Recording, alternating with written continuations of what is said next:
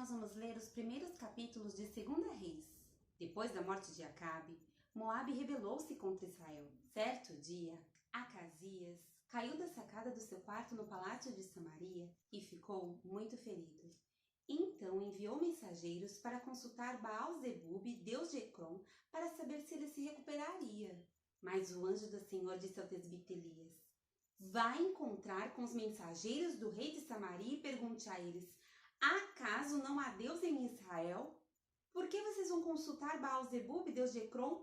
Por isso, assim diz o Senhor: você não se levantará mais dessa cama e certamente morrerá. E Elias foi embora. Quando os mensageiros voltaram ao rei, ele lhes perguntou: por que vocês voltaram? Eles responderam: um homem veio ao nosso encontro e nos disse: voltem ao rei que os enviou e digam-lhe: assim diz o Senhor: acaso não há Deus em Israel? Por que você mandou consultar Baal-zebube, deus de Ecrom? Por isso você não se levantará mais dessa cama e certamente morrerá. O rei lhes perguntou: como era o homem que os encontrou e lhes disse isso? Eles responderam: ele vestia roupas de pelos e usava um cinto de couro. O rei concluiu: era o tesbita Elias. Em seguida, mandou um oficial com 50 soldados procurar Elias. O oficial o encontrou, sentado no alto de uma colina, e lhe disse: homem de Deus, o rei ordena que tu desças. Elias respondeu ao oficial: se sou homem de Deus, que desça fogo do céu e consuma você e seus 50 soldados. E desceu fogo do céu e consumiu o oficial e seus soldados. Depois disso, o rei enviou outro oficial com mais 50 soldados. E ele disse a Elias: homem de Deus, o rei ordena que tu desças imediatamente.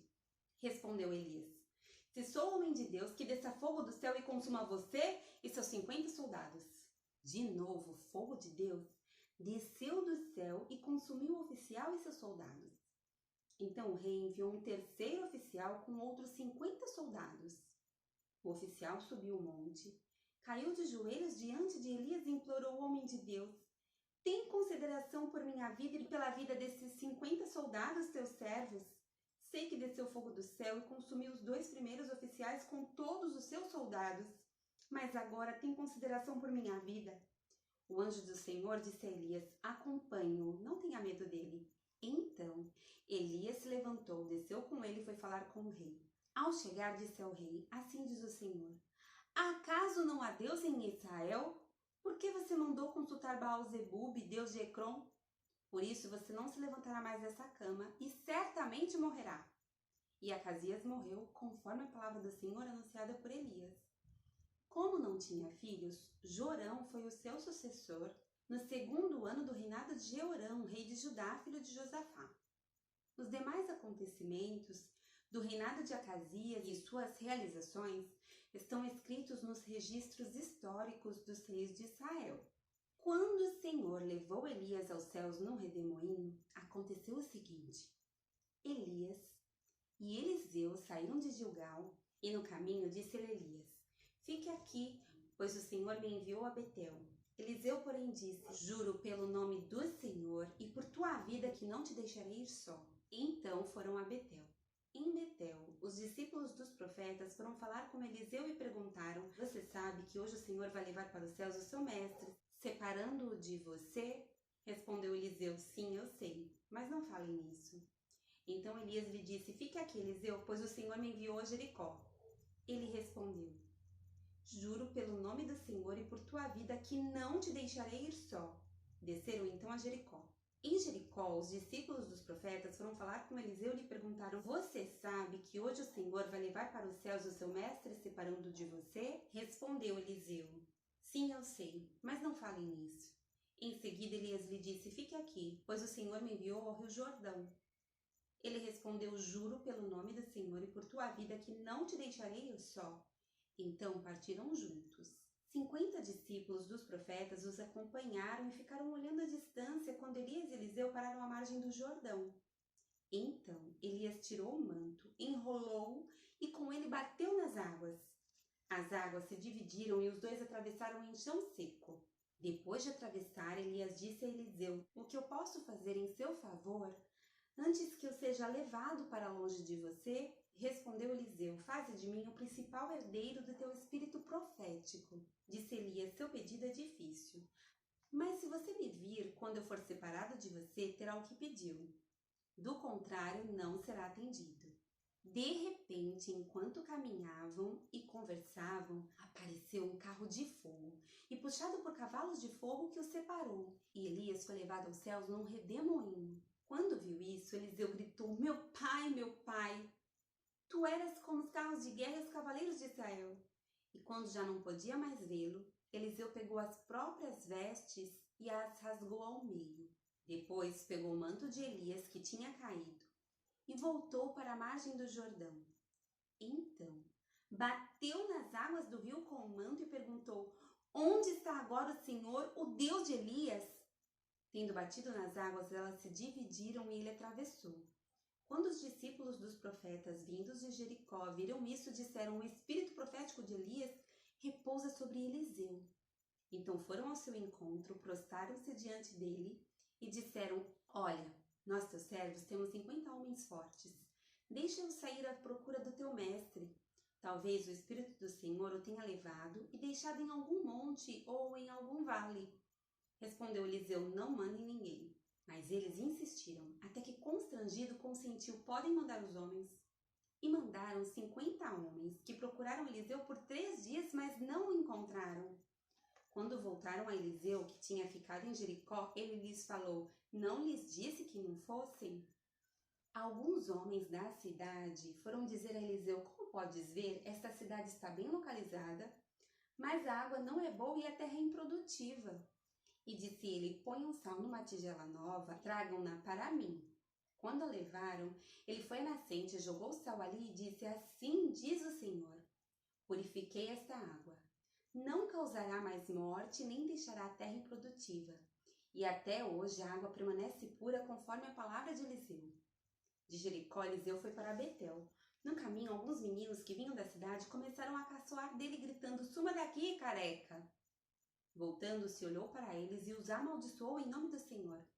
Então 2 ursas saíram do bosque e despedaçaram 42 meninos.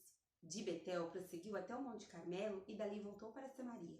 Jorão, filho de Acabe, tornou-se rei de Israel em Samaria no 18º ano de Josafá, rei de Judá, e reinou 12 anos. Fez o que o Senhor reprova, mas não como seu pai e sua mãe, pois derrubou a coluna sagrada de Baal, que seu pai havia feito. No entanto, persistiu nos pecados que Jeroboão, filho de Nebate, levara Israel a cometer, e deles não se afastou. Ora, Messa, rei de Moabe, tinha muitos rebanhos e pagava como tributo ao rei de Israel 100.000 cordeiros e a lã de 100.000 carneiros. Mas depois que Acabe morreu, o rei de Moabe rebelou-se contra o rei de Israel. Então, naquela ocasião, o rei Jorão partiu de Samaria e mobilizou todo Israel. Também enviou esta mensagem a Josafá, rei de Judá: o rei de Moabe rebelou-se contra mim. Irás acompanhar-me na luta contra Moabe? Ele respondeu: sim, eu irei. Serei teu aliado, meus soldados e os meus cavalos e os teus serão um só exército. E perguntou: por qual caminho atacaremos? Respondeu Jorão: pelo deserto de Edom. Então o rei de Israel partiu com os reis de Judá e de Edom. Depois de uma marcha de 7 dias, já havia acabado a água para homens e para os animais. Exclamou então o rei de Israel: e agora? Será que o Senhor ajuntou a nós os 3 reis para nos entregar nas mãos de Moabe? Mas Josafá perguntou: será que não há aqui profeta do Senhor para que possamos consultar o Senhor por meio dele? Um conselheiro do rei de Israel respondeu: Eliseu, filho de Safate, está aqui. Ele era auxiliar de Elias. Josafá prosseguiu: a palavra do Senhor está com ele. Então o rei de Israel, Josafá e o rei de Edom foram falar com ele. Eliseu disse ao rei de Israel: nada tenho que ver com você, vá consultar os profetas de seu pai e de sua mãe. Mas o rei de Israel insistiu: não, pois foi o Senhor que nos ajuntou 3 reis para entregar-nos nas mãos de Moabe. Então Eliseu disse: juro pelo nome do Senhor dos exércitos, a quem sirvo, que se não fosse por respeito a Josafá, rei de Judá, eu não olharia para você, nem mesmo lhe daria atenção. Mas agora tragam-me um arpista. Enquanto o arpista estava tocando, o poder do Senhor veio sobre Eliseu.